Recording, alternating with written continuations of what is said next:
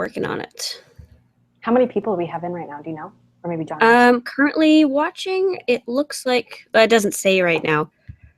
Okay. I'm sure it will in just a moment, but we are live, so I'm sure what we're saying is about to be broadcast. Good. Yep, there we go.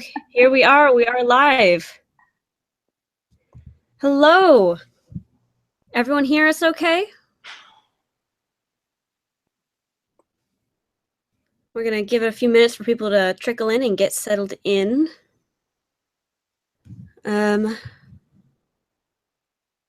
Hello, Diane. Stephanie. How nice is it in Michigan?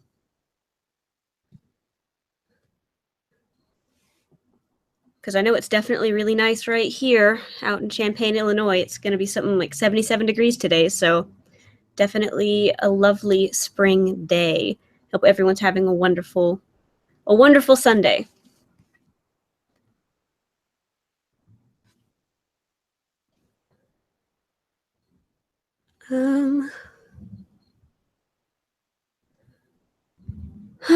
So today, 72 degrees.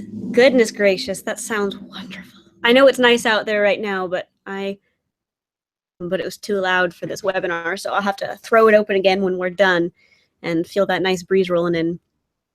Nice day in Atlanta. That's nice to hear. I hear you guys have been having some thunderstorms lately, so I'm glad to hear it's not so bad anymore.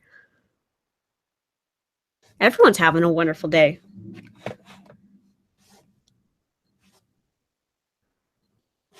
We had quite a lot of spring rain these last couple of days, so it's nice for the grass and the flowers, but goodness, it's nice to see that sun again. All right, looks like we have 31 viewers on right now, so I think that's probably a good number to start rolling. What do you think, Megan? That sounds good to me. I'm excited to get started. This is like a webinar that I wish we would have done ages ago, and we just never got around to it. So today we finally get the I have chance. no idea. I have no idea why we didn't think of this so much sooner, because the bullet journal supplies are just it's just a great thing to talk about. It's so much fun. Yeah, it is. And what's funny is that it's the thing that probably gets talked about the most in our community. It's the thing that everybody wants to know about when they first start, because whenever you start a new project, you get excited about buying the things that go along with that project. And then I think the longer you do it, the more you learn maybe how much the supplies don't matter and the ways in which they really do matter too. So yeah, I'm excited to talk about this. Same here. Really quick, Jay Miller, are you not able to see any video, just audio? If anyone's having any issues with either the audio or the video, I would suggest you refresh the page and come back. I'm sure it should be back then. Hey, Cheryl. Hey, Marie. Hey, Sharon. Nice to see you guys here today. Yeah, and I agree with you, Megan. A lot of times people get super excited about the supplies when they get started, and that's great because it's definitely something to get excited about. I totally understand. But it is, as you go on and as the novelty wears off, certain supplies stick around and certain supplies show that they are able to withstand the test of time, and certain supplies kind of fall away. And I think it's really interesting to talk about because it's going to be completely different for each person. One of those things that you just need to discover as you go, because something that might be my favorite might not be your favorite. It might be something that you tried and just didn't really work out. And that's totally fine. It's just discovering that for yourself is a nice little personal journey, and it's really fun to get into. So it's definitely something that I love talking about.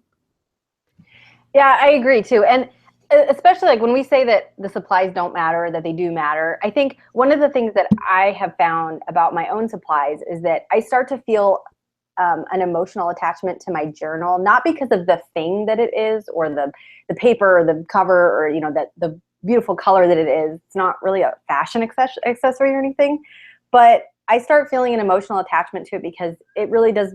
The journal itself becomes a companion in your life. It's something that you actually take through every single day with you.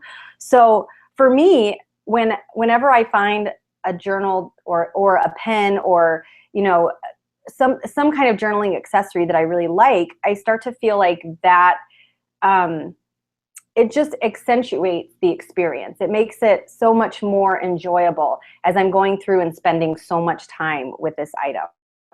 That being said, I think I think that sometimes we put too much emphasis on supplies because we say, oh no, these are the best. Like, and that's the number one question that we get is, which is the best? Well, the best is the one that works for you, really. It's not, you know, there is not necessarily a competition to have the best things. So yeah, I think that's probably a lesson that I learned just over, you know, a year and a half of journaling. But yeah. And I agree that they're supplies, but more than anything, they're tools. Whatever tool helps you achieve your end, then that's the best tool for you. And pens are a great example because there are a million different types of pens. And so something that I really enjoy writing with, and it makes me feel like writing and getting all of my tasks down and getting all those things out of my head, very easily could just be clunky or uncomfortable, or you don't like the ink flow or something like that. And it might be restrictive for you or for somebody else. And that's just easy, especially with journals and especially with really nice pens, to get attached to them like they're a very prized possession. And that's perfectly fine to think of like your nice fountain pen as a prized possession, but it is just a tool. If you lose it, that's awful and really unpleasant, but it is still just a tool. You can replace it. You can use other tools instead to make it happen. But exactly like you said, it's not the best supplies. It's the ones you use. It's the ones that actually help you get the things done. And so I think we should kind of dive into journals first, because that is sort of like the heart and soul of the bullet journal. And you know, pens can come and go, but your journal will stay the same unless you make a really big decision to move journals because you don't like it. So I think it's really important to do a little bit of research on a good journal for you, get a good feel for it, and brands that you might not have used before, or just venture out and find something that really speaks to you, because the journal is your companion. It is the thing that you're going to use over and over again. And while you might, I switch my pens out like every week. Every time that I write a new daily, I'm almost always using a different pen. And so it's nice to be able to switch that out, but it's nice to have a steady rock in the actual journal. So I know that you and I definitely agree. Oh, really quick. Stephanie says that we are cutting in and out, and Marie says she can't hear or see anything. Well, I guess if she can't hear or see anything, I should type this out. Go ahead, like I said before, and refresh the page to try to fix any issues with the image or the sound.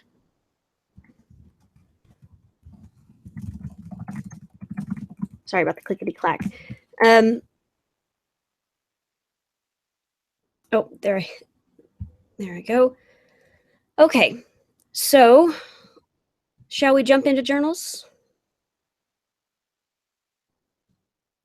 Megan? Yes, I'm sorry. I'm here. I was also trying to get into the mess of helping people No, you're fine. You're fine. Get their screens working and everything. So hopefully that worked to kind of refresh your screens and you guys can hear us. Okay, but Shelby, what you were saying about the journal, I totally agree. I think the journal, starting with a good notebook and the one that you like the most and the one that's going to actually keep you coming back on a daily basis to do your journaling is the place to start, especially because you can turn the page and start with a new pen. But the journal, it's tough to abandon a journal halfway through. That can be awkward and uncomfortable to have to start over. So I'm going to start with my likes. If you guys have likes, have your own likes when it comes to journals, please go ahead and put those in the comment. And if you have any questions about the journals that we're putting up, you can put those down in the comment section also.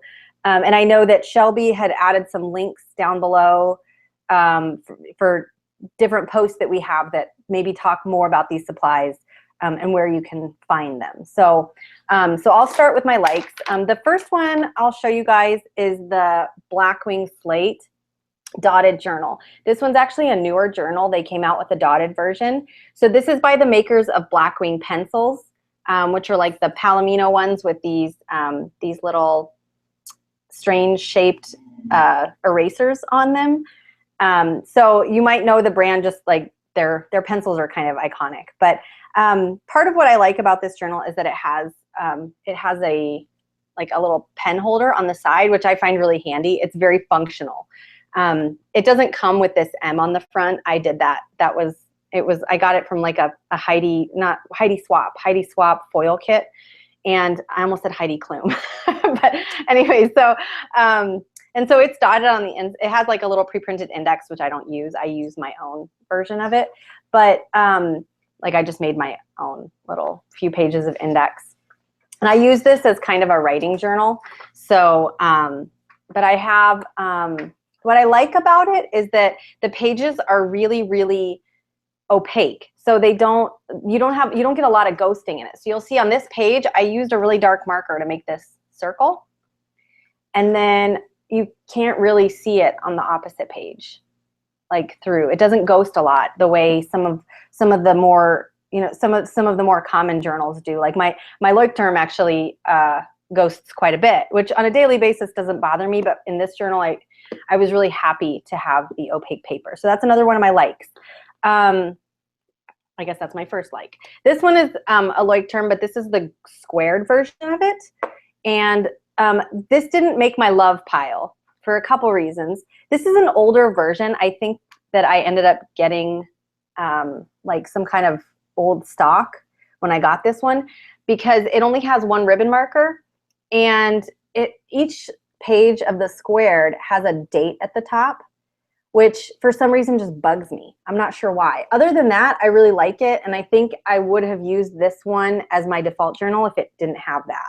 So that's another one for me. Other than that, it's the exact same as the dotted Leuchtturm in every way. So yeah, those are my likes for notebooks.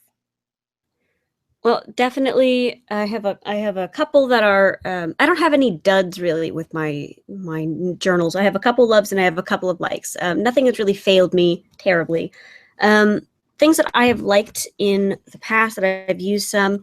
These little like paper, like craft paper almost, Northbooks notebooks. They have little dot grid paper, so they're nice dot grid paper. It's not super thick. It's not a super fancy journal or anything, but it's definitely a great way for maybe someone who's wanting to start with a dot grid, but they don't want to buy something as expensive as a Leuchtturm or a Moleskine. And they come in packs of 3, so they're definitely great if you want to use them for other projects as well. But I've used them and I do like them. They hold up to, like, here's some Tombow, nice red, dark color, and it stands up pretty well. The page before, you don't really see it. It ghosts a little bit, but no more than really anything else. So definitely a nice option, very economic. The Moleskine, this is the soft cover. I don't know if there's a specific name for it, but it's the soft cover dot grid journal. I like it. I definitely like it fine. Also, nice little dot grid. Paper quality is fine. I recently did a Leuchtturm Moleskine watercolor test, and I used this guy for it, and he did all right. I wouldn't really use watercolors in here a ton because it did sort of get a little bit funky with the ghosting, but it didn't bleed, which is nice. I use it for my morning pages right now, and that's, it's really a great thing for that. I didn't want to jump in and try a Moleskine with a bullet journal because that's a lot of responsibility. So I thought I'd give it a test run with my morning pages, and it's doing good. I mean, I like it. One thing I will say is that compared to the Leuchtturm, it's actually a lot skinnier. Leuchtturm goes out to about here, and it has less pages. And then another thing that just kind of bothers me a little bit is that this elastic band is so weak. Like, it's just this sort of almost decorative. It doesn't really do anything, where the Leuchtturm is like a nice snap to it. It really holds it tight. And then my last one that is on my likes list here is my very first bullet journal, which did a nice job. I don't know if you can buy them anymore. I think I got it at like a Barnes and Noble, but it's an Ecosystem brand journal, and it's squared. There's a nice look at some of my old stuff there. And the squared I started with it because I didn't want just plain, and I didn't want lined for sure. This is before I knew about dot grids, and since I've switched to dot grids, I don't know if I can go back to squared anymore. It feels a little bit more intrusive present, whereas the dot grid sort of fades into the background unless you're looking for the dots. It feels like you don't really see them. But yeah, this journal did fine. It has a single ribbon that fell out at one point because I've had it for 2 years. It does okay. I think it has a pocket in the back too. Yep, it sure does. Yeah, it was a good, sturdy little journal that I got for pretty cheap at like a Barnes & Noble, and it just was a good place for me to start without throwing too much money at it. So another good one, although like I said, I don't know if they sell them anymore. I've tried looking for them on Amazon and they've been really expensive, so I feel like they're not in production anymore. But yeah, those are really my only likes for the journals. Only, there's 3 of them. But yeah, those are all 3 really solid journals. Definitely would recommend you give them a shot. Okay, so I guess I'll move on to my loves for journals. How does that sound? Okay, so you guys, I'm juggling 2 journals right now, and I can't believe I'm saying that. Like, I'm ashamed of myself. I hang my head. What happened was, I started the year in my blue Leuchtturm, my light blue, and I love this notebook. So this was I bought, I think when I upgraded from my first bullet journal to like my first real bullet journal in my Leuchtturm, I had a purple one that was kind of my second journal, my first real. I went to a dot grid Leuchtturm, and I really was happy with it. So I did that again when I started 2017, and then I really wanted to try the Rhodia. So right now I have my dailies in my Rhodia and my collections in my Leuchtturm, and this system's not working for me, so I'm going to have to at some point kind of re-merge them and just pick one, because I love them both, and I'm sort of torn right now. But I'll tell you what I love about the Leuchtturm. So it's pretty much the same thing that everybody always loves about the Leuchtturm. It's got the index, it's got the page numbers, the dot grid is nice and light. It doesn't draw your eye. It's got a pocket, 2 ribbon markers, 3 if you get the official bullet journal version. And then the paper is nice and smooth, although I wish that it were a little darker so I didn't have so much ghosting. But ghosting isn't my biggest beef with a notebook. It really isn't. So, so I'm usually pretty happy with this. And in fact, I like that the pages are thin enough to use it on a daily basis and have 250 pages without it becoming, you know, like I'm toting around my Bible everywhere I go. So, you know, it's still thin enough that I can stick it in my purse, and it's portable for somebody like me that is planning and journaling on the go, and I live out of my car with my kids half the time. That's really, really important to me.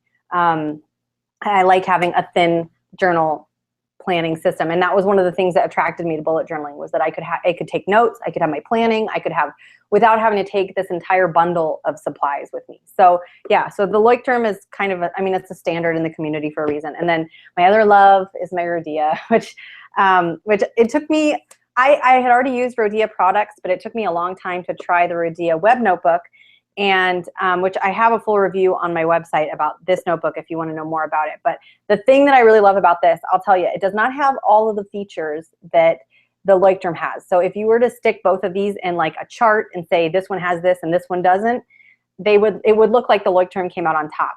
But the Rhodia has the best paper I have ever come across anywhere. And for me, that makes up, in leaps and bounds, it makes up for anything that it doesn't have. So I number my pages on the go.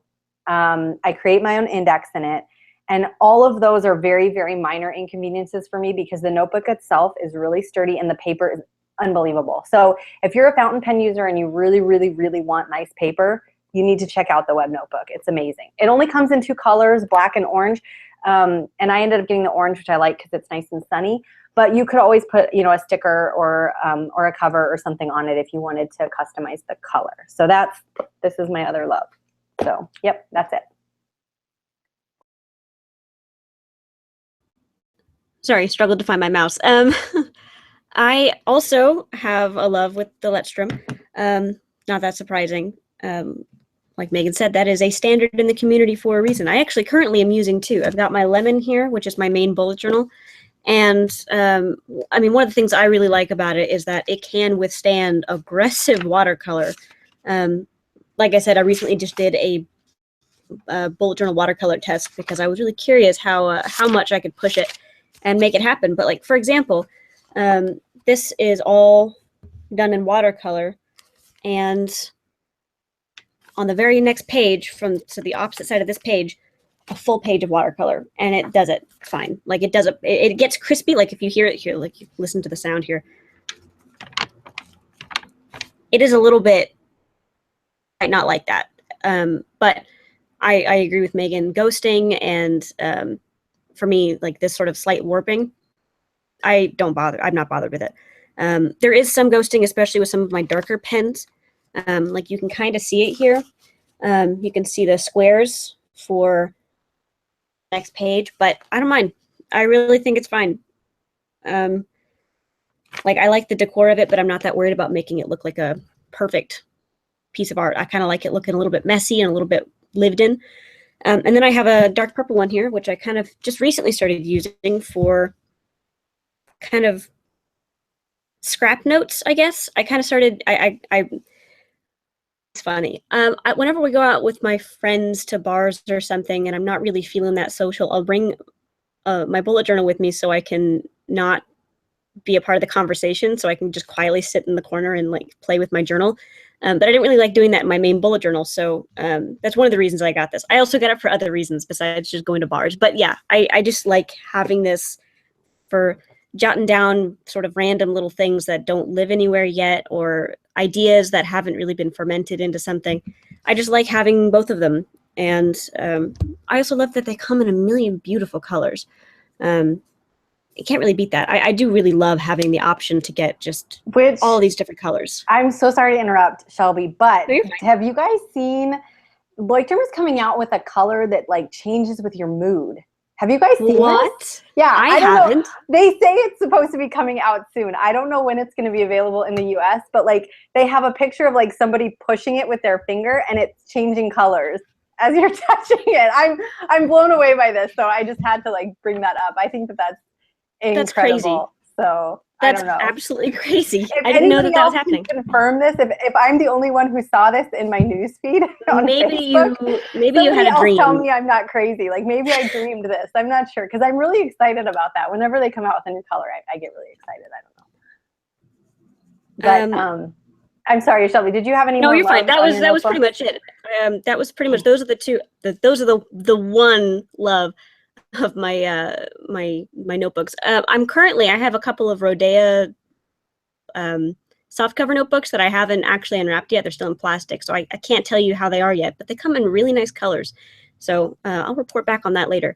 But oh no, somebody's saying it was an April Fool's joke. April Fool's joke, and I feel like they've played with my emotions, and now I want to take back everything I ever said about loving Leuchtturm because I want that notebook to be made. Like I want it to be made so bad. Oh, they have nail polish that does it. Why can't they make a journal that does that? Come on. All right. Well, we'll give up on that pipe dream. All right. Do you have any duds from journals? I do actually. I have a couple. So the first one's. And this was just a bad purchase on my part. There's nothing really wrong with them. They just didn't exactly fit the bill for what I was doing. So I found these little cahiers from I think Moleskine makes these. Like when I look at it, I think that's like there's no brand marking on it, but I feel like Moleskine makes these. But I got these little like chapter 1, chapter 2, chapter 3 cahiers, and they're all marked that way in like this really pretty metallic ink. And I thought that they would be good for like longhand writing notes if I was working on a work in progress for creative writing. This is creative writing, guys. But and you know, this was like as I was discovering bullet journaling, I was trying to develop a note system, and I got these thinking these will be great for my note system. The challenge is that most people who write in chapters write beyond 3 chapters. So like, do they make chapter 4, 5, and 6? I don't know. So for me, it was when I was going to start in them, and then I was like, well, I don't like, what do I do next? So I ended up not using them. They're completely blank. And I think I'm going to end up giving them to like a program that does journaling with at youth. at-risk youth. What am I saying? At-risk youth. So I think I'm going to end up donating these because they're completely blank. And for me, they were just a dud. But there's nothing wrong with them quality-wise. The cover feels really nice. And on the inside, they've got like a date line at the top. But again, like, why is it marked chapter 1 if you're going to put date lines in them? I'm really confused by it. So I don't know. It just didn't fit the bill in my mind, but I'm sure somebody loves these. So there's nothing wrong with them physically, quality-wise. They just didn't work for me. So they do have really nice covers. I will say that. Yeah, they have really pretty covers, and I think I photographed them, and they made a really pretty photo. I think it probably ended up on my Instagram like years ago, but I don't know. It just ended up not working out for me. So this was my very, very first like bullet journal that I had found at Target for $3 before I upgraded to my Leuchtturm, and I ended up using this later. You see this on my website. As I used it to design, what am I saying? I designed weekly layouts and monthly layouts in this notebook, and I used it kind of as like a practice journal, just because it didn't hold up past about 2 or 3 weeks of journaling as my first journal, and then I upgraded. And I mean, I had gone through a couple other like little notebook systems before that, but this was the first time I tried to commit to a daily planning journal in something like this.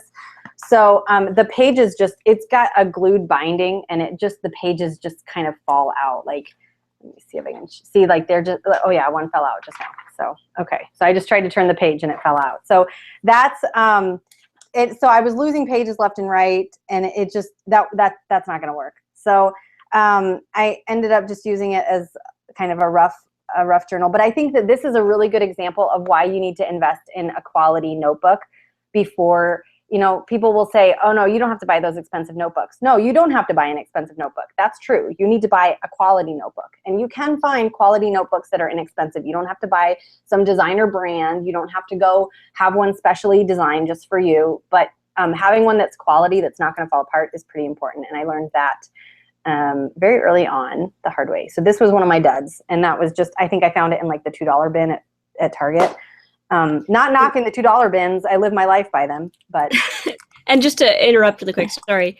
I just want to throw my weight behind the statement that you don't need to get a super expensive thing, but a quality journal does actually help leaps and bounds. For me anyway, I used that ecosystem for 2 years. That took 2 years to get through the entire journal. And whenever I bought a Leuchtturm, which is quality, is just by and large much better. Background, I'm sorry, there's a fire truck going by. But the quality is so much better, and I find myself using it like every single day, whereas the ecosystem I used like 3 times a week. And it just, the quality helped me come back to it all over and over and over again. And they're about $20 each, depending on when you get it, but they're about $20 each. And for something that lasts for 6 months to a year, that really isn't that bad. It's easy to think that something like that is super expensive right off the bat, but if you use it for that whole time, for me anyway, the investment is worth it. Anyway, sorry, Megan, I just wanted to throw that. That's something that I love, a good quality journal. It makes such a difference for me. Yeah, I agree. I mean, I don't bat an eye anymore at $20, $25 for a notebook that I'm going to be using for months on end. And I think because it's become such a central part of my plan, like how I plan, think, organize, process, self-discovery. It's partly hobby, so it's become very central in how I live my days. So I don't bat an eye at that. You know, I have my limits, but even then. So this is another one of my duds, and I'll just take it out of the package. And it's not the paper itself. The paper itself is not a dud. But let me explain. So I got this pre-printed, dotted paper on Amazon, and it's really nice paper. And I actually saved the paper because I use it as a mask. Like if I mess up a page in my journal, I can kind of slice this off, tape it over, and start fresh. And I don't have to, worry about having like pages out of order or skipping pages or gluing them together, so I don't have to look at my own mistakes. I try not to worry about mistakes, but there are some times where it happens and you're like, oh my gosh, I just want to cover this up. So I saved this so that I can still use the page. But I originally got this to go in a 6-ring binder type planner, sort of like a Filofax system. And I think it may have actually been a Filofax brand.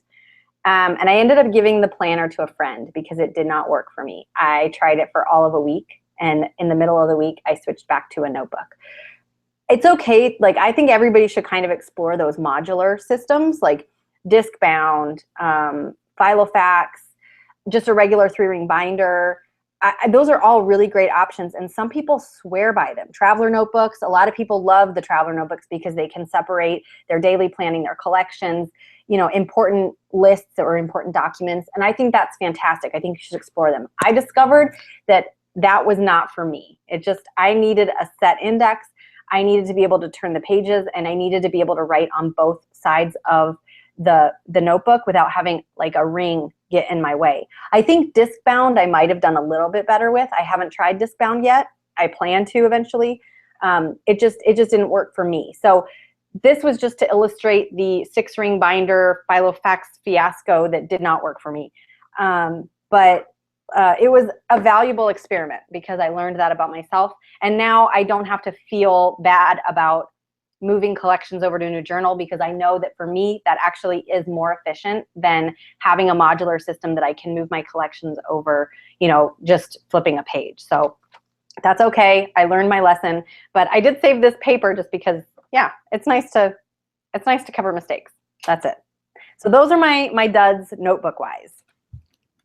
And really quick, we've had a couple of questions here. Rose Petals asked if we had a preference for page length. Do you mean the length of the size of the paper, like the A5 versus something else, or do you mean? I guess I'm not really quite getting your question. While you're typing that, though, Diane asked if either of us use apps on our phones for lists and notes, or if we just use journals. I know that the only thing that I use my phone for when it comes to planning is I have a set schedule. I have them all written on my digital calendar, and it sends me notifications when I'm supposed to switch tasks. That's all I use it for. It just gives me notifications so I don't accidentally do something for 30 minutes longer than I'm meant to, because I have a very specific. But yeah, I've tried doing digital apps and stuff, but that stuff falls into a black hole and is never seen again. What about you, Megan? So, well, I tried Evernote for a while. And there were a lot of things I liked about Evernote, and I think that you could very successfully do a bullet journal style in Evernote. I think it's set up to allow you to do that. So I think you could. For me, I tend to, when things go into my phone, like they're in digital land, it's pretend, it doesn't exist. Cyberspace for me is it's a very fluffy thing that doesn't really exist. Appointments that go in there don't really exist. Yeah, I completely forget about it. That's just, I guess it's just how my mind works. I do much better with something that's in front of me, physical, that I can see. But I think Evernote you could use very successfully if you don't have digital land syndrome like me. The one app that I really do use for lists is I use an app called AnyList, which is you can share lists with other people. So I'll do things like my shopping lists, or my Christmas shopping, I can set like a private list for myself, and then I can have my Christmas shopping list in there. And then I could choose to share that with my husband if I want to. So we have a shared grocery list in there, which is fantastic because my husband can be coming home from work and he can see, oh my gosh, we need milk and eggs. And then, suddenly, and then he can pick them up. And that way I know when they're not in the list anymore that he's already gotten them. He's on the way home. Otherwise, we both come home with milk and we have 6.5 gallons of milk in our fridge. So it's just it's just a way for us to communicate what's needed. If I'm at the grocery store, he can add things to the list, and then I'll see them and go, oh, he added orange juice. Okay, well, I'll go get the orange juice. So for us, that works really well. That's really the only thing though, and we do use a digital calendar, but the only things we put in there that are shared is I actually manually go through my schedule and my bullet journal every week, and anything that pertains to my husband or my kids, I put it in our digital calendar so he can see it. He's a digital planner and I'm a paper planner, so this is just how we sort of have to merge our worlds. But those are the only things I really use for lists. There is another one I tried, which you guys might like. It didn't work for me, but it's called, uh-oh. So now I'm going to forget. What is it called? I think I still have it on here. AnyDo. AnyDo. It's called AnyDo. It's by the same makers as AnyList. and it's a task list. And then when you complete one, you check it and then you shake your phone and it'll go, woohoo, you did it. And it like celebrates for you. So it's kind of neat. I mean, you feel like you get like this little celebration. And I did like that. I thought that was I used that before I started bullet journaling and I liked it, but it didn't work as well for me as bullet journaling. So I don't know. That's another one that you guys may want to check out. That's enough for me on those. Rose Petals went ahead and makes sense now that you say it. The size of the journal, the amount of pages in the journal. I don't know why I didn't. Anyway, that makes sense. Yes, generally, I mean, I don't have like a strict preference. Like it's a make or break deal if it's got, below a certain amount of pages. But I really like that the Letstrom has 249 pages. That's a lot of pages. I do enjoy that. The Moleskine that I showed you a minute ago only has, I don't remember off the top of my head. It doesn't have nearly as many. And I do like having more in it because I don't want to have to switch my journals that often. But I mean, it's not like a make or break thing. I'm not against the idea of trying something that has 100 pages or so. That's just my own personal preference. I also just want to say really quick, there was a question way earlier in the chat from Dagenhart about combining project management and the bullet journal. I promise I'll get back to you, but I want to wrap up this the supplies conversation before we start talking about implementing it. So I have you written down and we'll come back, I promise. And then Tony asked about storage, and I know that's something that you and I both have in common. That one thing that's really cool about the Letstrom is that they come with a bunch of stickers that you can label your journal with afterwards. And I actually stole some from my Letstrom, and like this is an example of my ecosystem counterfeit Letstrom stickers. But I have this is my first bullet journal. It has the dates, and then I have it all on the spine. And then all of my journals sit on that shelf right there. So I have them all listed out. Same with my morning pages as well. But yes. Right. I think I just answered all the questions. Well, there was one more, Shelby. Just reiterate the brands of your notebooks that you loved. Somebody asked, like, what were the brands real fast? Oh, sorry about that. The only ones that were on my official love, was the Letstrom 1917. Other things were on my likes, but the only thing that my heart belongs to is the Letstrom 1917. So hope that works out. And then actually, I do have one quick dud. I lied when I said I didn't have a dud earlier, and I completely forgot about it because it's just so little.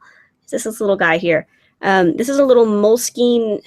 I don't know how to say it. It's spelled like cashier, but no S, like cashier. But it's pronounced Kaye. Thank you. I don't know. I've only ever read it. I've kind of avoided saying it, but it's this little tiny guy.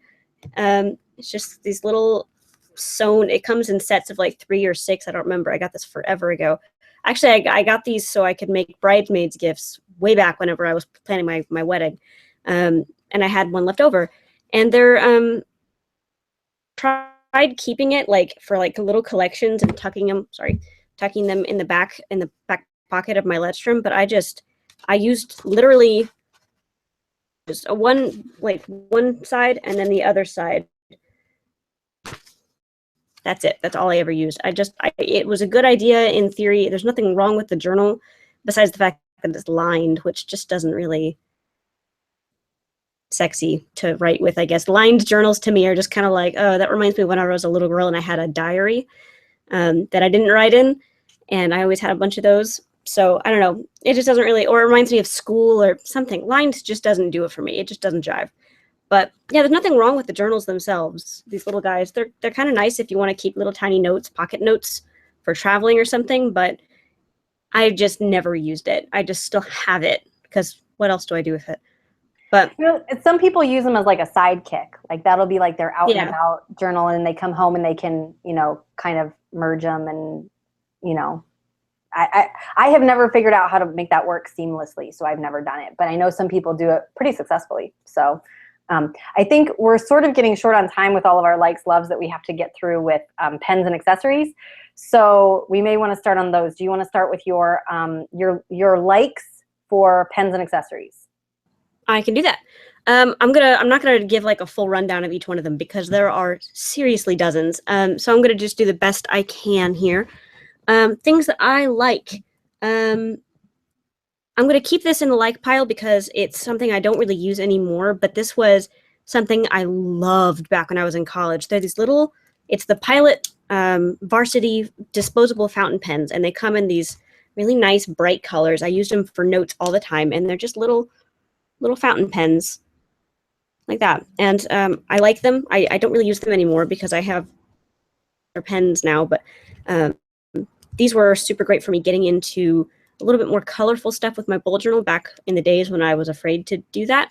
And it just felt fancier. They write really smooth. It was great for student. We are train wrecks on the pronunciation. Anyway, yeah, these are definitely, if you've never used a fountain pen before and you're afraid to take the plunge, these are like $7 for 5 pens, 6 pens. They're really great. Definitely recommend them. Likes as well. Here's some others. I know that there's a million different jelly rolls, Sakura jelly rolls. I've only ever gotten like a handful of them, but I have these 2 little metallic ones that I love. Well, I like. I don't use them that often because they are very wet. They write really well, but I just don't really a ton of use for really super thin jelly pens. So they're definitely fine. I like them.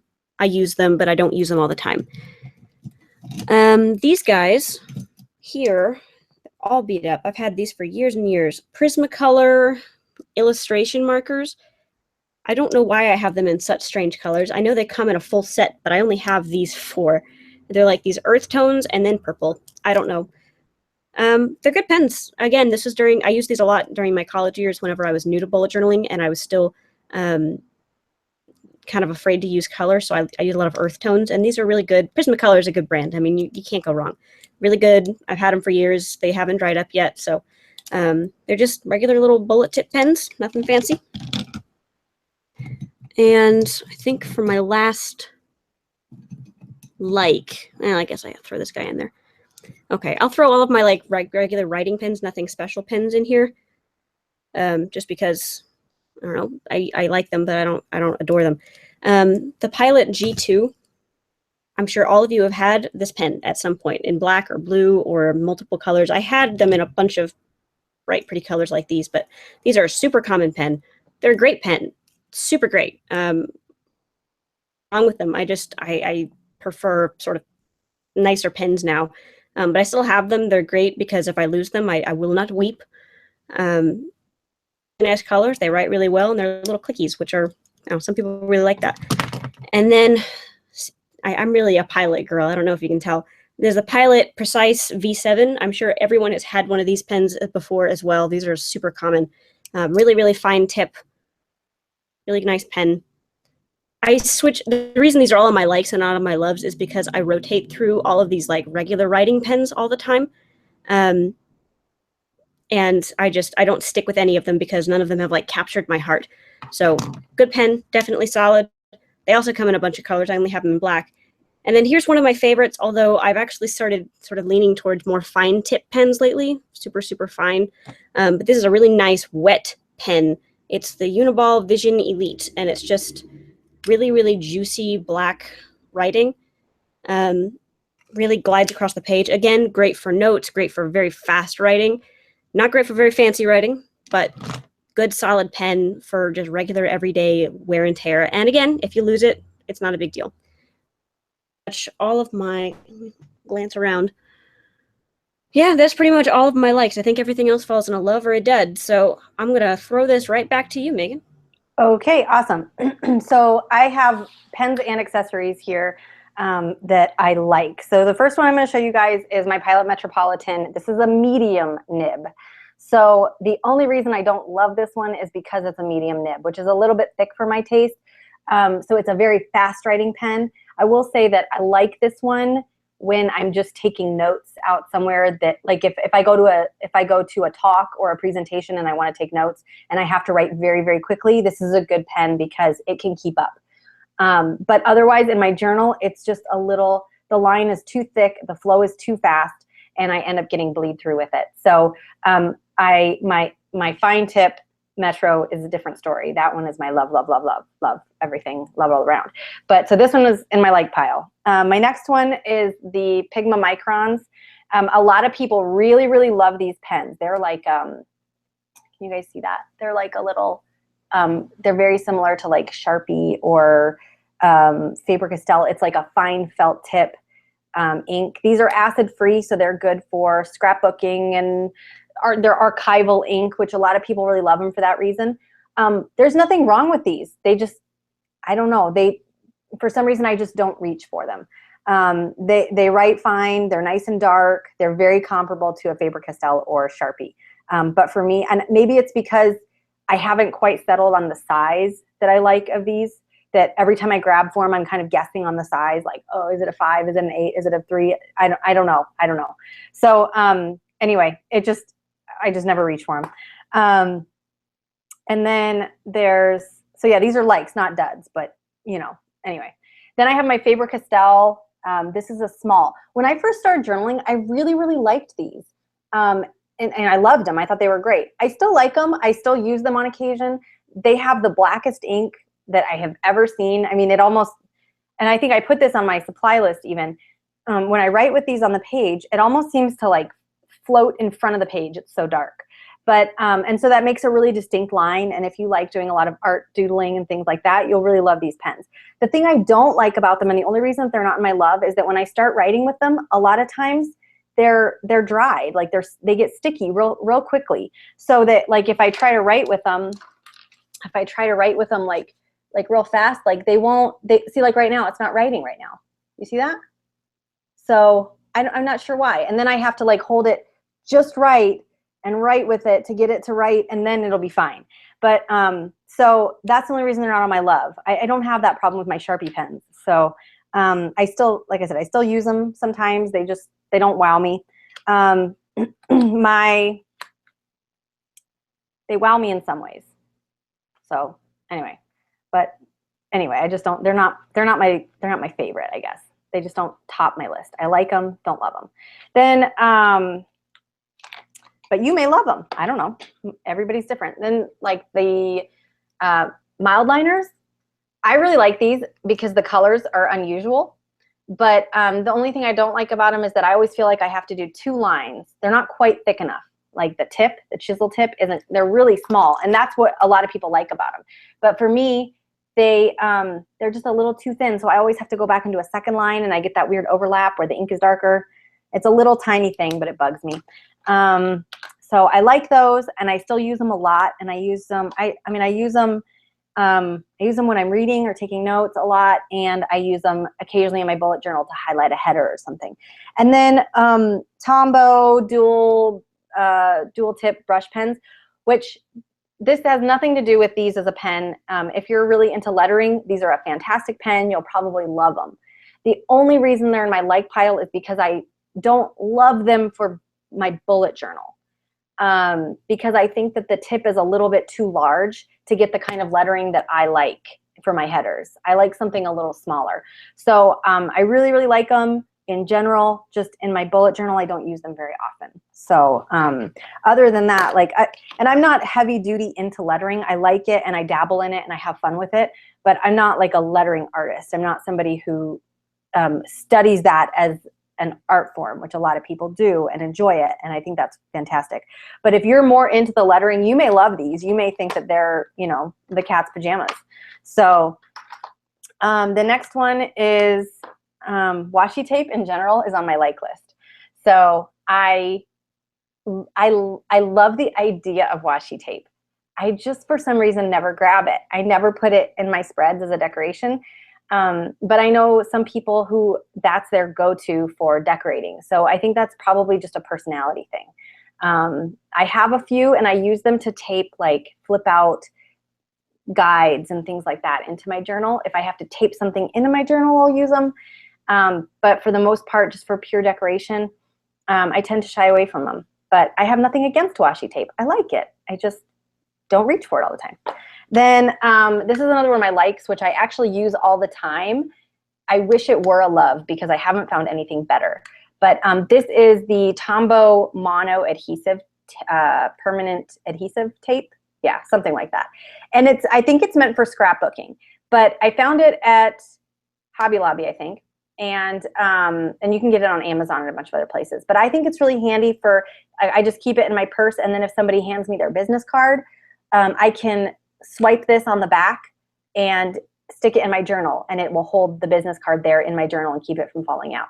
So, and I like it because it's not a glue that's going to come open and wreck my purse or anything like that. It's got a little cover on it, so I can flip that closed, throw it in my purse, and I don't have to worry about a mess. It's very portable, and it works. It just rolls on. It's like a tape of adhesive, and you just kind of roll it on, just like you would whiteout. But so I like that, and I use it all the time. The only thing I don't like about it is that it skips sometimes. Like if I go too fast, the adhesive will skip and kind of clump up. And so that's the only reason that's not a love, but I haven't found anything that I really like any better. So that's it on my likes for pens and accessories. Well, I didn't realize we were doing accessories, so I'm going to throw in a couple more addendums here really quick. I also, just for likes, I am in the same boat with washi tape. I have it, I like the idea of it, but I've never really been someone who's really in love with it. But I certainly don't dislike it. I want to use it a little bit more, but, you know, it's just in there. Okay, no, actually, I think that was it. I think that was it for my likes for accessories. I guess one more thing. It's kind of, I wasn't sure if I should throw this in journals or accessories, but the Rodea dot grid pad, it's just a nice, I don't use it for my bullet journal. I use it for like if I'm more for like testing out color combinations before I make like a monthly spread, or I'll like play with layouts of stuff, just kind of like rough scribble it in there. And it's just nice so I can not practice a full spread before I put it in there. I don't like first and then put it all in my journal, but I do definitely sometimes, like if I'm not really sure how it's going to lay out, I'll do it in my dot grid pad first. And then I guess one of the things I'm going to forget if I don't say it, sticky notes. I'm all about sticky notes. I don't use them constantly because I don't, but they're really handy to have when you do need them. And I have a million colors, and I have them in a little cigar box. I love it. Lots of little pretty color combinations and everything. And they're really super handy to have. I actually have in the back of my journals, both my spare one and my active bullet journal. I just have a whole bunch of blank ones stuck in there in case I need one when I'm out and about.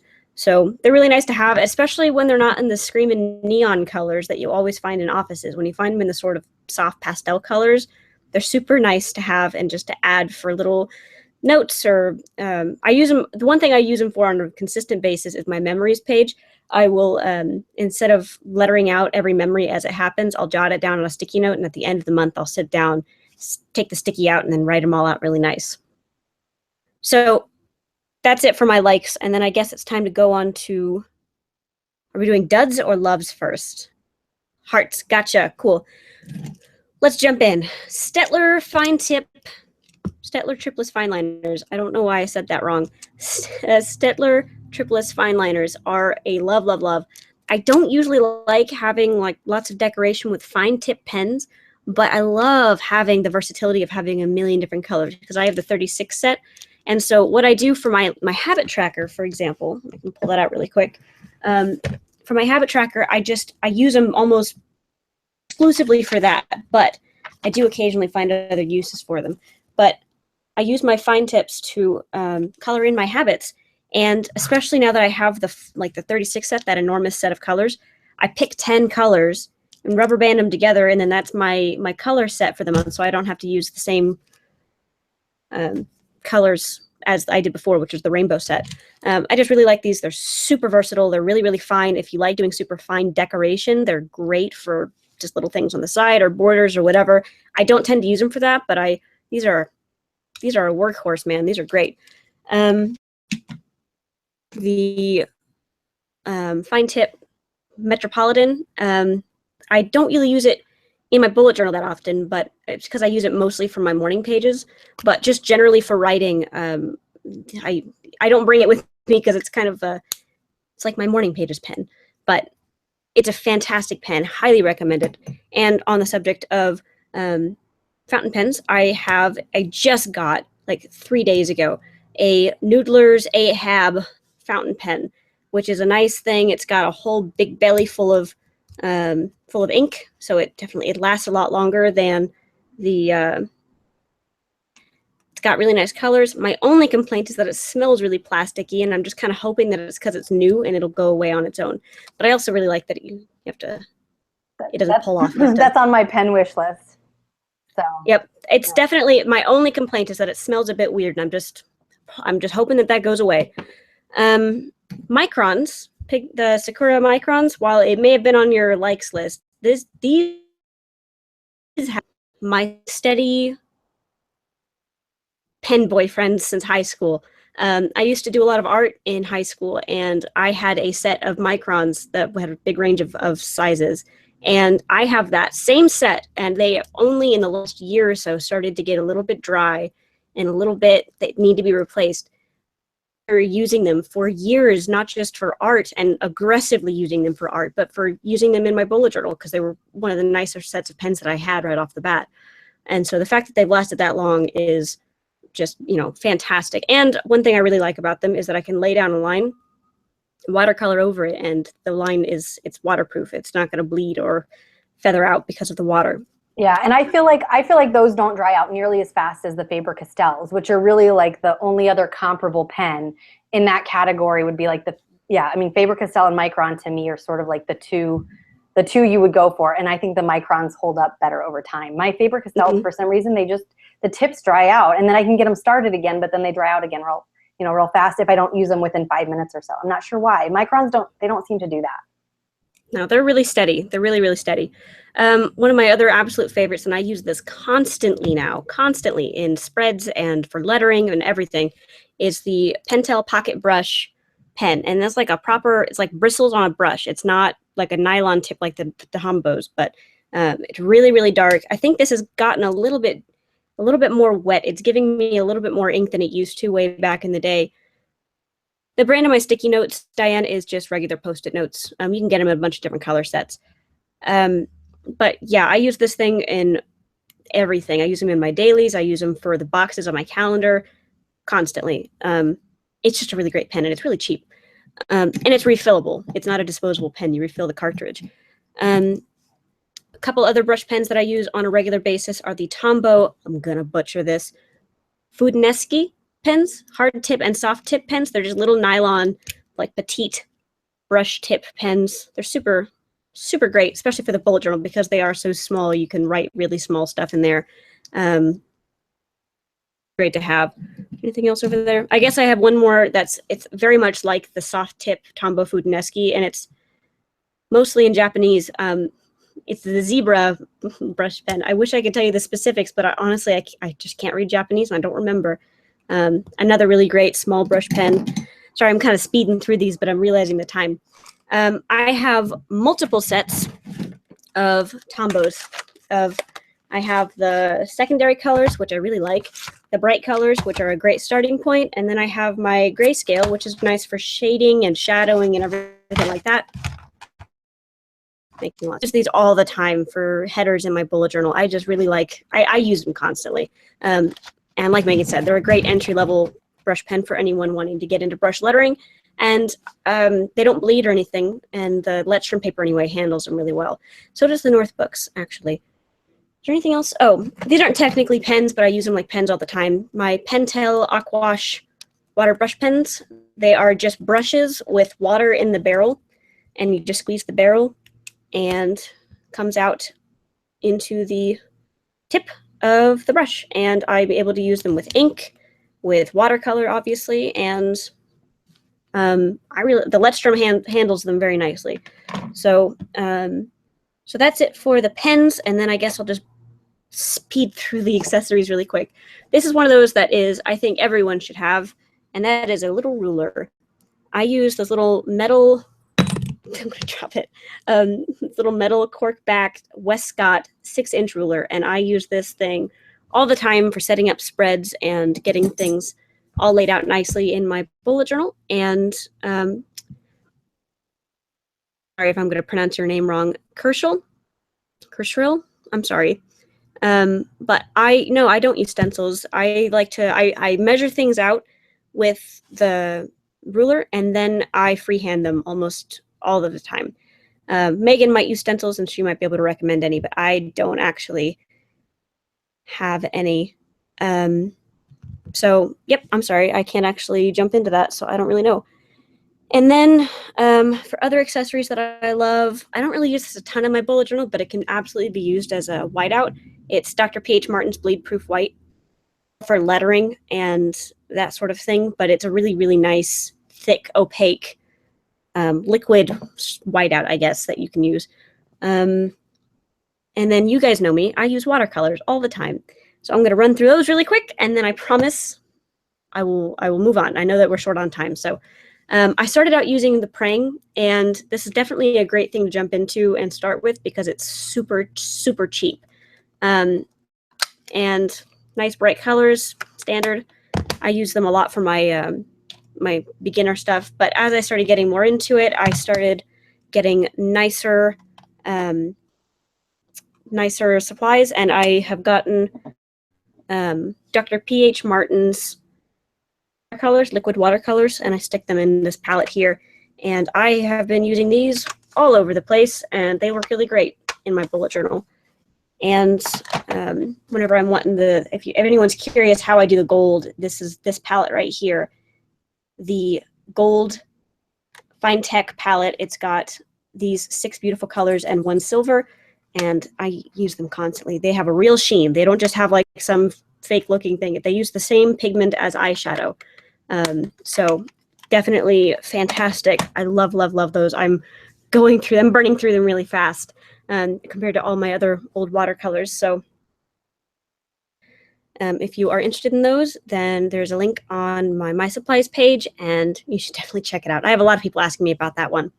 All right, Megan, you want to take it away with your loves? Sure. So actually, what's funny, because Shelby is like, she's more of an artist than I am, and then she's convincing me to like try my hand at all these like, you know, water brush pens and, you know, really cool inks and stuff like that. So it's neat. It's neat to have to see somebody else's style that might be able to teach you a new skill or explore new art. And, you know, for me, it's fun. I just kind of get to dabble in something new. So, okay. So my first love, I know somebody asked about stencils, so I don't want to forget, but I have a very basic Artist Loft stencil. Let me put something behind it so you can kind of see the shape of it.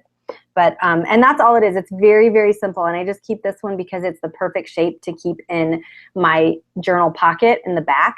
And then I can draw like, you know, circles, which I do a circle. I do like a little button on the day when I have to tell me what my focus is. So like in the morning on this day, let me see, I don't know. In the morning I was focusing on administrative work, like answering blog comments and making sure that, you know, my site's not broken and things like that. And then in the afternoon, I have an H, which means I was focusing on catching up on home tasks, like for my kids and cleaning the house and all the things that don't go away. And so I use the circles to make those because it's just a quick way of doing it, and I don't have, and then this is a nice little straight edge if I need one.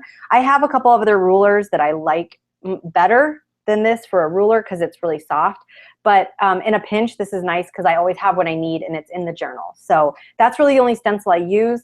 I've kind of looked at some of those really pretty stencils that they have on Amazon with like airplanes and really neat little, you know, planning icons, and I think they're really cool. So, you know, they're definitely worth checking out if you don't enjoy drawing freehand. I really don't mind drawing things freehand, and for me, it's actually a lot faster. So I don't use a ton of little icon stencils, but they're definitely available. They're definitely out there. Megan, yeah. I'm sorry. Megan asked, or I'm sorry, Marie asked, what brand was that again? Oh, this is Artist Loft. Artist Loft. There you go. Perfect. Thank you. And I think Westcott makes one too that's identical. They may even be the same company. I'm not totally sure. But I really use this one all the time, and I like it. It was a really good purchase. So my other love is my Staedtler fine liners, which mine came in a roll-up bag. And you guys, if you go to my bullet journal supply page, I've linked to the version that comes with a roll-up bag, because for me this was the best thing it could have come with, because I journal so much on the go. And it has a nice black pen in it. So if nothing else, if I grab my journal and my roll-up bag, I'm done. I'm good. Because I keep a ruler in my journal pocket, and along with like my little page stickers that I use. I'll talk about those in a minute. But and then so that's all I have to grab is my notebook and my roll-up bag, and I can go anywhere in the world and have everything I need to do my journaling. So this has been great, and it does have like on the inside. So you have all your markers, and then it's got this little pocket for holding like a fountain pen or, you know, anything else that you might want in there, you know, a pencil, eraser, ink cartridges for your fountain pen or anything like that. So, so that's one of my loves. This was one of the early, really nice purchases that I made for my journaling, and I think it was the best purchase I ever made. I use this almost every day. Yeah, I love it. My next loves are my Sakura Pigma Micron, or no, Sakura Jelly Rolls. God, I have Pigma Microns on the brain now because we've been talking about them. So yeah, and these are the Moonlight collection, and that is my favorite collection because they're opaque. And I actually did like a little guy here to show you guys what they look like. I use them a lot on envelope art, like if I'm sending letters, but I also occasionally use them in my journal if I have time or if I'm just sitting around to doodle and I want to do something fun. But I like them to, you know, they're super opaque. They don't really bleed through. And it's just got a nice aesthetic. Like you can see on the back, you can just kind of see the colors, but they don't bleed through or anything. That's just sort of a little ghosting. So I like those a lot. I love them actually and use them quite often. I also, my love fountain pens are my Lamy Safari. I only have the one, and I keep thinking I'm going to get another color, but then I think, why? I have a good one that works. But so this is the dark lilac, and it was limited edition. I don't know if they sell this version anymore. And then my fine tipped Pilot Metropolitan, and this one's White Tiger, if you're curious. And I don't know, I used to joke that I was a white tiger, like, I don't know. Don't worry about it. I'm really pale. I need a tan. So anyway, I kind of got that as a joke on myself. And then really quick, yeah. sorry, before you jump onto another pen, CSF Photo just asked what we fill the Metropolitans with or our fountain pens with. So I was wondering if you have any ink that you want to throw in here. You know, like I actually don't use a lot of fancy inks. The only reason is because I have small children who like to go through my drawers and open things. So I actually don't keep a lot of big bottles of ink in my house. I keep the cartridges, and so I use, because it's a Pilot pen, Pilot has, they have proprietary cartridges that you can only use Pilot cartridges in their pens. So I use the regular Pilot black and blue ink cartridges in my Pilot Metropolitan. And then in my Lamy Safari, I think right now I have blue Lamy ink in it, but I did have the dark lilac Lamy ink in it for a little while, and that was really beautiful. But I think the only ink that I'm really itching to get is Goulet Pens sells this really beautiful emerald, and I think it's by Noodler. And I want emerald ink because, like, I am convinced that I'm going to get a letter from Hogwarts any day now, and it's going to be written in emerald ink, and I just feel like I should be able to reply in emerald ink. I'm not sure. But so that's the only other one I'm really itching to get. But yeah, so was that it? Were there any other questions on that one? No, but I want to throw in the only ink that I have that's like I have a couple of samples that I think my husband got me for my birthday last year from Goulet Pens. And then the only one that I ended up getting from there is Noodler's 54th Massachusetts. I'm probably butchering that. I can't seem to say that word right. But it's this really nice dark blue. I think it counts as like a legal blue, but it's just a really nice blue. I've been using that. I also have a burgundy that I have since I was like a child that I don't know, I got with something and I never got rid of, and it's some obscure local brand that my mom got me, I guess. So it's not really worth mentioning, but it's just this burgundy ink that I'm working through right now. But yeah, Noodler's 54th Massachusetts. I'm pretty sure that's in my Supplies page if you want to go find that. But it's a really nice blue color. There's also another color. I don't remember the name of it now. It was this beautiful purple, and it was between the 54th and this Scabiosa. It wasn't Noodler's though. But yeah, anyway, sorry, I can go on. But yeah, Noodler's has a lot of really pretty colors, so I definitely recommend that if you're interested in bottle ink. Yeah. But yeah, that's what I fill my. Oh, you have that ink too? Nice. I think I really do want more pretty inks. So please don't like read into the fact that I don't have a lot. I'm waiting for my kids to grow up and stop going through my things before I start getting a lot of really pretty bottled inks. And then I feel like definitely don't blame you. No, yeah. Then I feel like I'll have this nice, like I can actually leave my fountain pens out and I can have my bottles of ink on my desk and actually fill them properly. And I really am looking forward to that day. It's coming eventually. So, okay, I'm gonna try to power through these really fast because we still have our duds. And I know we're going way over, but Shelby and I will sit here and talk through this as long as you guys are listening. So anyway, but we're trying to get as much information out there for you as we can. Okay, so my next love is my, this is a Japanese word. You guys are gonna have to excuse me. Fudenosuke. I think that's how you say it. I just call them feuds because I can't pronounce it. So this is the firm tip feud, and I like the soft tip as well, but for some reason I've been favoring the firm tip lately.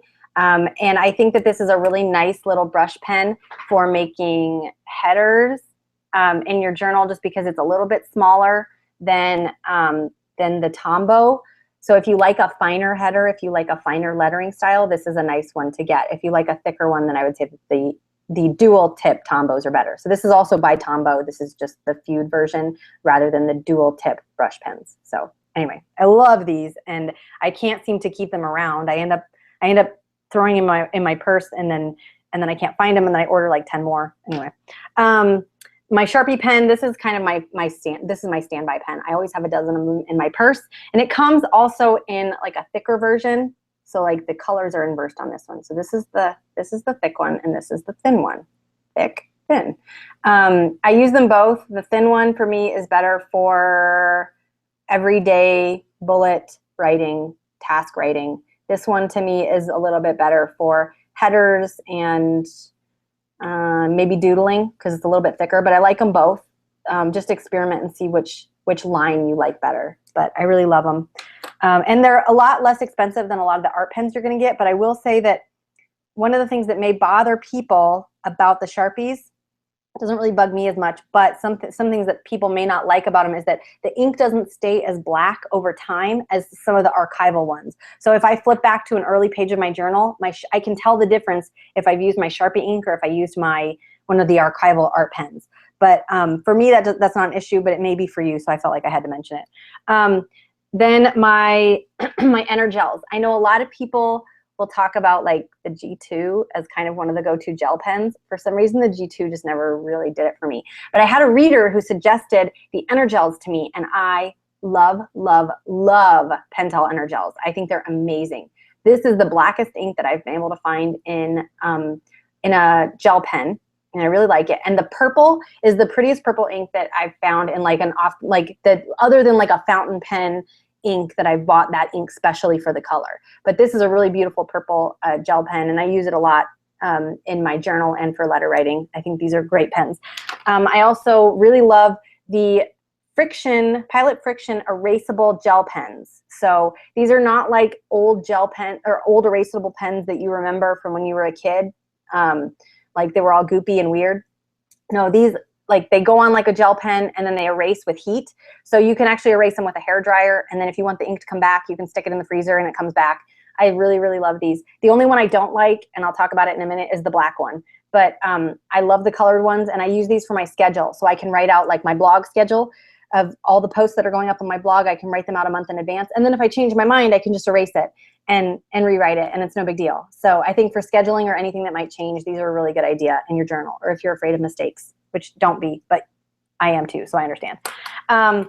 Then this is another one of my loves. So you guys, you know you want to make circles in your journal, right?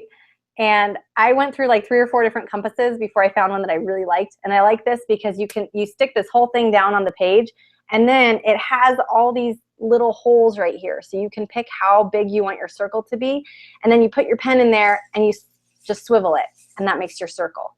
So you can center the circle, and you know exactly where it's going to be, and you just put your pen in, then you can do that. And here's what's really cool about it. This is great for mandalas because you can put it in the small one and make your little circle, then move out and make another circle, and then move out and make another circle. And you never have to lift it or do anything.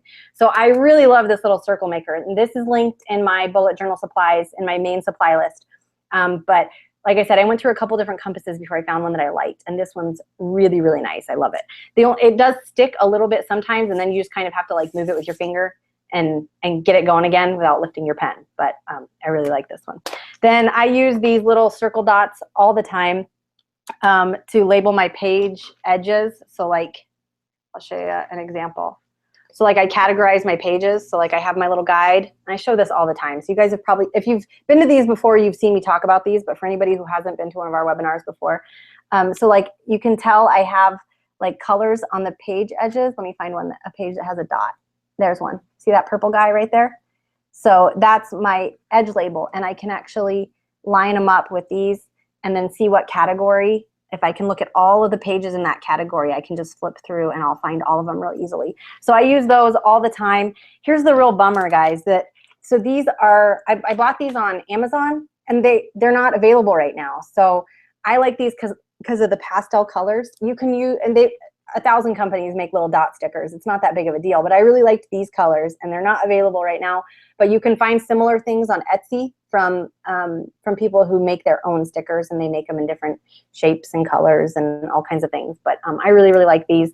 It came in a huge pack, and I'm glad I bought a big pack because I can't find them anymore. And then I use really quick. Yeah. Sorry. Karen asked if the circle compass, can fit in the back pocket of your journal. No, it really can't. Because it sticks up a little bit, so it's got like a little lip, so it would probably warp the back of your journal, and it's a little bit wide, so it sticks out.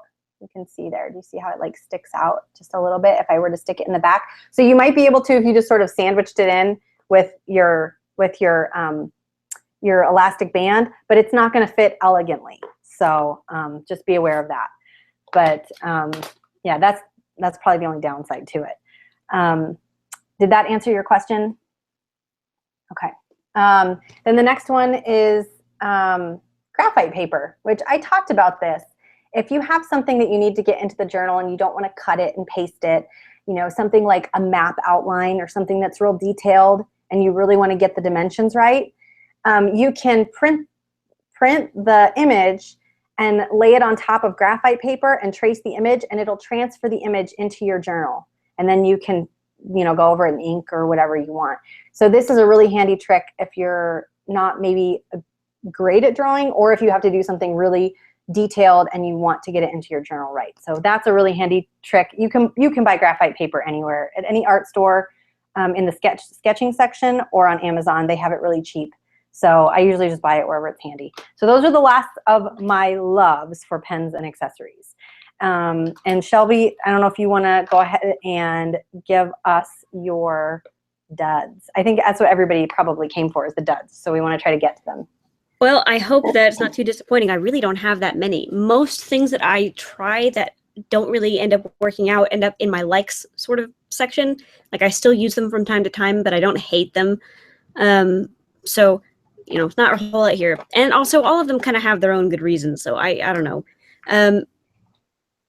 I love the jelly rolls, generally speaking, but when it comes to this white one, I struggle with it. It doesn't really like to write for me. And it might honestly be that it's just really old. I don't know when I got these. I think I was like a sophomore in college. So it might just be that they've gotten a little bit dried up, a little bit crusty, whatever. But, and maybe I just need to buy new ones.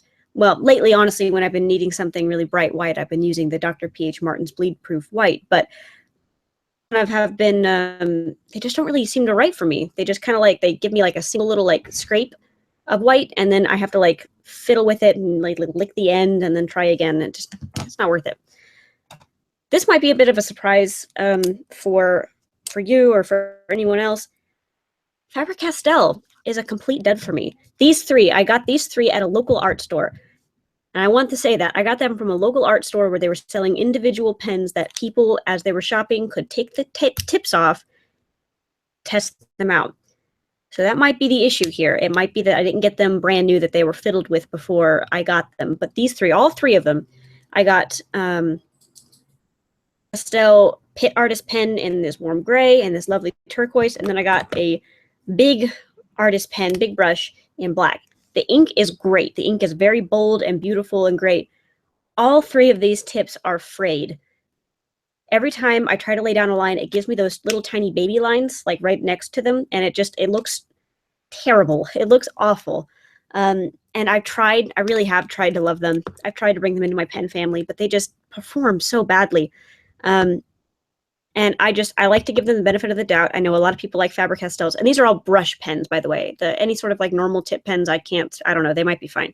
But these 3 brush pens have been such a disappointment for me. So I like to think that it was because people messed with them at the store long before I got them. The very last thing, honestly, on my duds is these really cheap Crayola watercolor paints. If you're going to go for something cheap, get the Prangs. If you want something that's like less than $5, get the Prangs, because these they come with a lot of colors, but they're not very good. They just, I don't know, I couldn't really tell you why. They just aren't. The Prangs are a lot more bold and crisp, and that's just pretty much it. Not really that exciting. Or if you want to get good watercolors and don't spend just $5 on them. So, yeah, everything else I've had has always been either decent or very, very nice. Oh, I completely forgot to mention, I'm sorry, I have a whole box of Crayolas back here. Not be that great. I do have a whole box set of the markers, and I use them for lettering or for banners or whatever. This is in my loves. I forgot about them. So Crayola markers are great in your bullet journal, just if you were wondering. And they're super cheap.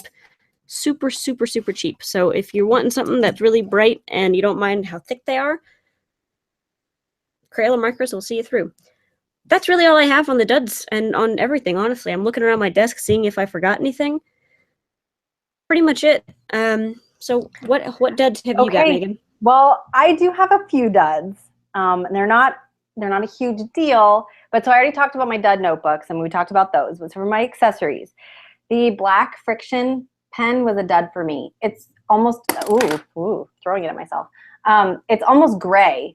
So it's just not as dark as I would have liked it to be for a black pen. And I'm not sure, now these pens get darker and lighter. So like, I wonder if it has been in the heat at some point that maybe it's not gray, it's not dark enough. Maybe if I stick it in the freezer, it'll get dark again, because these are those heat sensitive ones.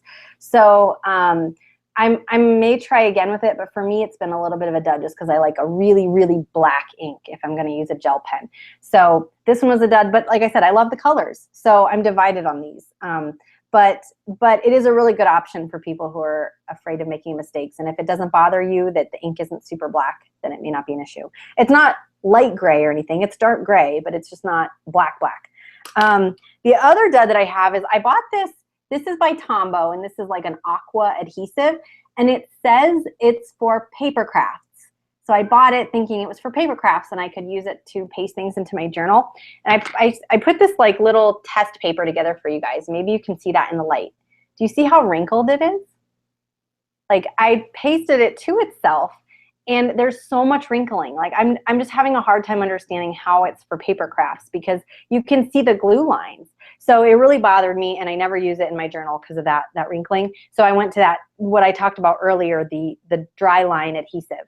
And I use that instead. There is a different version of this apparently called like multi, I guess, that's in a green bottle, and people say that one's much better. I haven't tried it yet, so I can't vouch for it, but this one was just a total dud for me, and it's gonna end up in my give to people who want to experiment pile.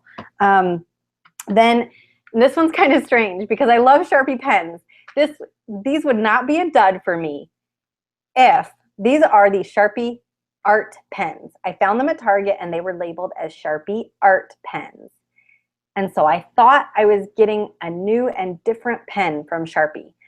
But I'm pretty sure, and the body of the pen feels different than the regular Sharpie pens. It has like a different plastic. It's almost like a velvety feel. So it's like a higher quality casing on the pen. But I am pretty darn sure that these are the exact same as my regular Sharpie pens. So I felt a little taken when I bought these. There's nothing wrong with the quality, but I find myself not using them because I'm mad that I bought these thinking that they were different from the other colored Sharpie pens that have a clear body. But I'm pretty sure they're the exact same pen. I swatched them all and I can't tell a difference. So I felt like I paid a little bit of a premium for these when they were the exact same pens. That's the only reason that they're a dud for me. If you do not have any pre-existing notions about Sharpie pens, you'll probably love these. They're fantastic, but they were a dud and I was angry because, yeah, I got taken. And then I got these are Tripless Fine Liner Nature Colors. And I don't like these for the simple reason that when I ordered them, the colors looked really pretty online. And then when I got them into my journal, they look very muddy. They're just not pretty on paper. So the colors were just a dud for me on these. They all sort of end up looking a shade of brown, except for the blue, which is a nice vibrant blue. But I just never use them because they just don't, the colors just aren't the way I hoped that they would be. So I don't know, maybe not an issue if they came in another set. I just don't tend to reach for them. And then this is one of the dud compasses that I found. So this sort of, like, I guess the idea is you hold this down and then you swivel this around your page. But this is so long that it's too long to swivel past like the seam on your journal. It'll run into the middle, the gutter of your page. You can't swivel it all the way around. So this one was a dud for me. And it was a cheap little $2 thing, I think. But yeah, if you see this one online, don't buy it to try to use it in your journal because you won't be able to. And I saved this one for last because I think it's a perfect example of how some things are going to be duds for some people and they'll be loves for other people. So I have one of Shelby's loves on my dud list, and it's Post-its. So I just am not good at using Post-its in my journal. They fall out. I leave them places. I take them out and stick them on the wall and I never see them again. So this is probably a user error. This is probably just me not able to keep up with Post-its, but I lost a really important Post-it just prior to starting my bullet journal, and it was part of the reason that I started my bullet journal. So I'm just not good with Post-its. I'm just not. So for me, they're a dud, but other people may love them and get a lot from them. So that's it. That's everything I have to talk about. We hit on a lot of stuff today, so I hope that it was useful for everybody. Do you guys, I see Shelby's probably still looking at the questions. So I'm glad that Diane, thank you for chiming in on that green bottle mono adhesive, because like I said, I've never used it, but I hear that it's much better than the aqua version that I tried. So somebody, Jay Miller asked about what is the freezer for with the friction pens. Okay, friction pens, let me explain this real fast. Friction pens are an erasable gel pen that works on the principle of heat. So the friction from the eraser on the pen heats up the ink enough that it becomes invisible. So these gel pens, these friction gel pens, are not actually erasable, technically. They are thermosensitive. So, so here, I'll do this for you. So I'm gonna write with my pink pen here. Can you guys see this? Let me make sure you can see this. Okay, so I'm gonna write with my pink pen. And then you take this little rubber guy. It's not a real eraser, it's like a piece of rubber. And you just rub it real fast over the ink and you'll see it erase. There you go. So all it did was heat it up. So if the pen, let's say you leave this pen in a hot car, the ink inside of it is gonna turn clear because it's heat sensitive. So then if you want to restore the ink in the pen to pink, you stick this pen in the freezer for like 20 minutes and it'll revert back to its colored state. So does that make sense? That's what I was talking about with the freezer. I was thinking maybe my black one ended up being exposed to heat at some point, and maybe that's why it wasn't as dark as it should have been. Maybe I should stick it in the freezer to make it darker. That's only for friction pens. Like, don't feel like you need to go stick your G2 or your Sharpie pens in the freezer to make them darker. I'm sorry, it's just for these. So I hope I didn't confuse you guys with that too much. Okay, are there any other questions about that? I hope, yeah.